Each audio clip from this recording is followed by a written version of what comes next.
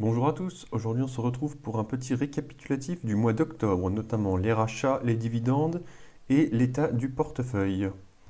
Alors commençons tout de suite par un petit récapitulatif des achats du mois d'octobre. Il y a donc eu une action Alphabet d'acheter, donc une action de Google. Il y a eu deux actions ASML, donc en deux fois. Une fois à 482 euros et puis une fois à 435, assez volatile ASML ces temps-ci. Des actions Stanley Black Decker, donc une augmentation de la position sur cette société. 5 actions Texas Instruments, une Kimberly Clark et pour finir une BlackRock.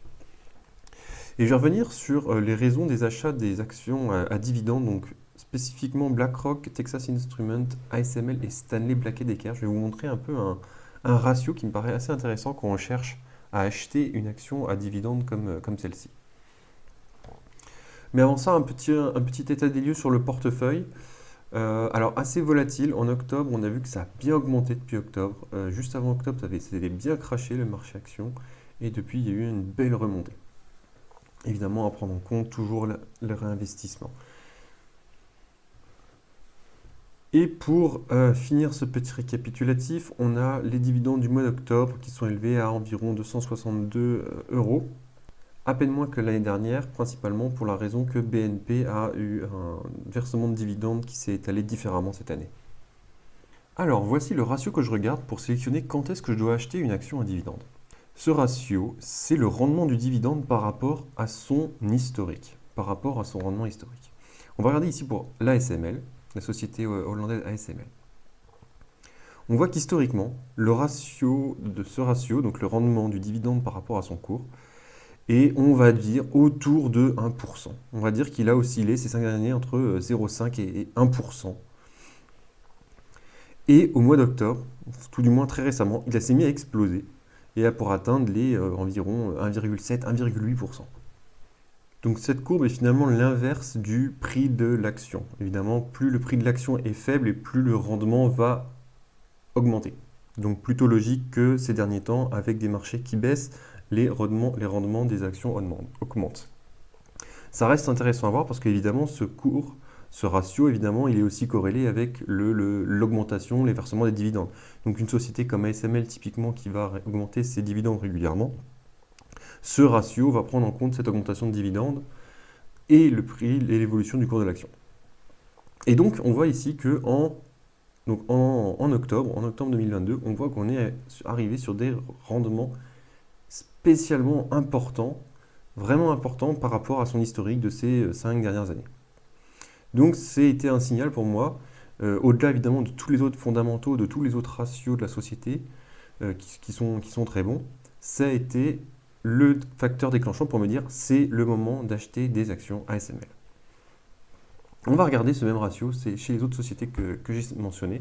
On peut regarder chez Texas Instruments, donc dans les semi-conducteurs américains, une société qui a d'excellents fondamentaux également. Et on peut voir que durant le mois d'octobre, on est arrivé également sur un rendement du dividende spécialement haut au vu de son historique de ces dernières années. On voit que c'était autour de 3% en octobre. La dernière fois que c'était en 3%, c'était en pleine crise du Covid, donc plutôt logique. Et c'est venu flirter ces 3% autour de 2018. Donc voilà, un ratio dividende par rapport au cours spécialement intéressant en ce moment. Stanley Black Decker, alors ça c'est une société que je visais que je voulais avoir depuis assez longtemps et qui s'est écroulée cette année, qui s'est vraiment écroulée. Et vous allez le voir. Alors, je ne suis pas sur la bonne page, vous allez le voir. Le ratio, le rendement du dividende a explosé. Alors, et là, c'est vraiment dû à pas une augmentation de leurs dividendes. Eux, ils ont augmenté leurs dividendes d'une façon très stable depuis des dizaines d'années. Donc, c'est pas une augmentation du dividende qui explique cette augmentation du rendement, c'est vraiment la chute du cours de l'action, qui est pour moi non méritée. Et donc j'ai commencé à acheter et à augmenter ma position. Enfin, j'ai même créé cette position en septembre, il me semble. Et là, j'ai continué à l'augmenter en octobre. Parce qu'avec un rendement de plus de 4% pour une action comme Stanley Black Decker, je trouve le rendement très intéressant et le risque assez peu élevé. Et pour finir, BlackRock. BlackRock, évidemment, dans une même situation, c'est-à-dire qu'en octobre, ici, on était à au-dessus de 3%, et on voit que c'était une situation plutôt irrégulière, donc forcément, il y a eu un petit peu en 2020, en pleine crise Covid, mais ça durait vraiment pas longtemps. Et puis, voilà, des petites excursions au-dessous du rendement de 3% en 2019, en 2018, mais voilà, c'est pas du tout la moyenne. La moyenne, c'est plutôt entre 2 et 2,5. Et donc, quand on a un rendement de 3% sur une société aussi stable que BlackRock, avec des fondamentaux aussi stables, ça peut être un signe que c'est le bon moment pour acheter ce type de société qui verse des dividendes stables dans le temps. Autrement, j'ai aussi acheté une action Kimberly-Clark de façon assez marginale et puis une Alphabet, donc pareil, juste une action, donc assez marginale au vu de la position que ça représente déjà dans mon portefeuille. Donc sur ce, je vous dis à la prochaine, prenez soin de vous, prenez soin de votre portefeuille et à très bientôt.